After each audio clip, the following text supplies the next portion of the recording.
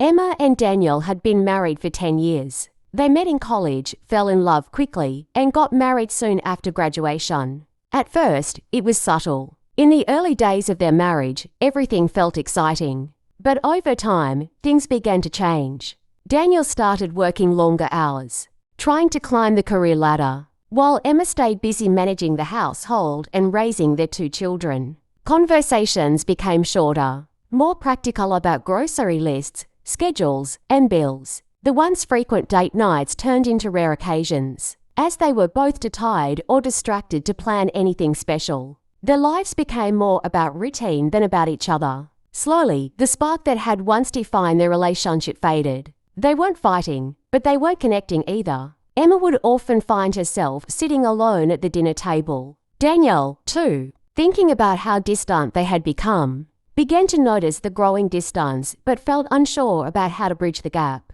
One night, after a particularly silent dinner, Emma finally spoke up. "Daniel, do you feel like we've lost something? I don't know what's happened to us. I've been thinking about it for a while now, but I didn't know how to bring it up."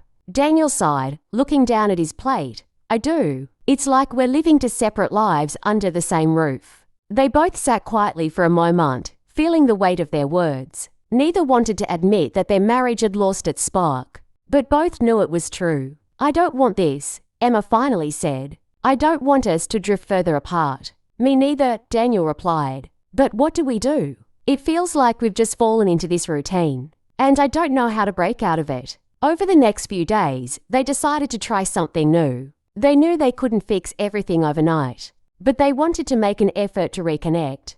Here's what they did. 1. Weekly date nights. They made a commitment to bring back their date nights. Instead of the usual dinner and a movie, they decided to take turns planning unique dates like going for a hike, taking a cooking class, or visiting a museum. But with a twist, these experiences allowed them to spend quality time together outside their usual routine. 2. Daily check-ins. They started setting aside 15, not about the kids, minutes each evening to talk, work, or chores, but about themselves, how they were feeling, what they were thinking, and even silly things that made them laugh. It wasn't much, but it reminded them why they enjoyed each other's company in the first place. 3. Shared hobbies.